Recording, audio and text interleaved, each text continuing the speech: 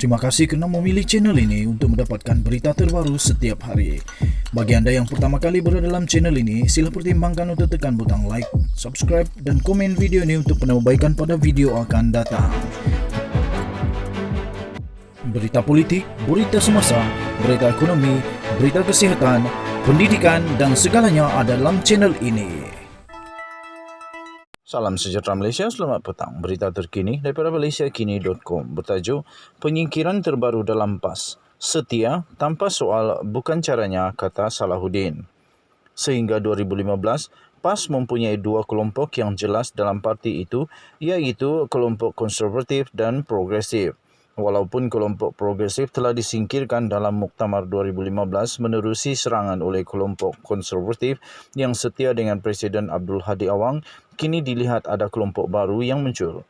Perpecahan baru ini dilihat berlaku antara kalangan yang membantah keputusan Abdul Hadi untuk bekerjasama dengan Bersatu berbanding UMNO dengan kelompok yang merasakan mereka perlu menunjukkan kesetiaan tidak berbelah bagi kepada Presiden Parti.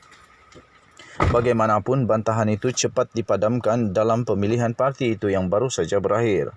Timbalan Presiden Amanah Salahuddin Ayub yang merupakan bekas naib Presiden PAS dan antara pemimpin yang tersingkir pada pemilihan 2015 berkata, sejarah kembali berulang hanya 7 tahun selepas penyingkiran sebelumnya. Berkongsi pemerhatiannya dengan Malaysia Kini, Salahuddin berkata, masalah dengan PAS adalah keperluan untuk setia tanpa soal kepada pemimpinnya. Dia berkata PAS perlu belajar menerima kepelbagaian pendapat. Tapi nampaknya selepas 5 tahun berlalu, berlaku isu yang sama dalam politik PAS, seperti hendak terbahagi terpecah dua juga, katanya. Tambahnya lagi, sebab itu saya katakan sejak dulu lagi, politik ini dinamik dan mengizinkan kita untuk berbeza dan adakala menyuarakan apa yang difikirkan untuk kebaikan parti, katanya.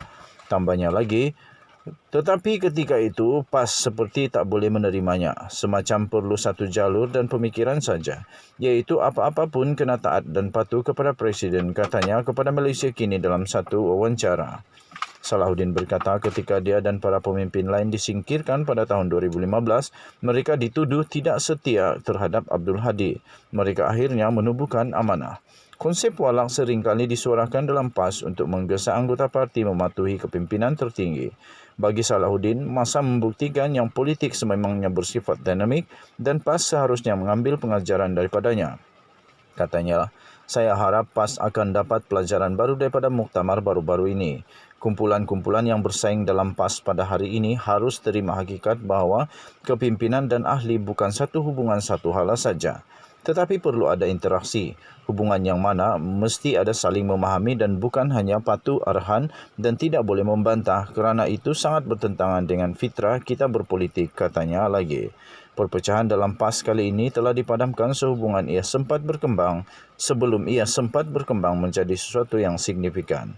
Antara pemimpin yang tersingkir daripada barisan kepimpinan adalah ahli Parlimen Kuala Nerus, Khairuddin Aman Razali yang dikaitkan dengan rakaman audio mengkritik Abdul Hadi kerana kecenderungannya terhadap Bersatu.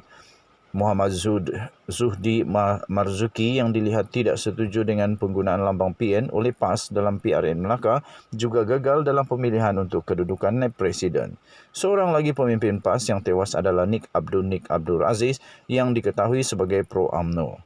Mereka adalah pemimpin yang menjadi sebahagian dalam kem Abdul Hadi yang membantu penyingkiran Salahuddin dan sekutunya pada 2015. Salahuddin berkata amanah sentiasa terbuka untuk menerima mereka yang dipinggirkan dalam PAS. Sudah ramai yang keluar sebelum ini dan kita terima mereka dengan sebaiknya, katanya lagi dalam kenyataan itu. Sekian berita, salam sejahtera. Kita jumpa lagi pada berita akan datang. Bye-bye.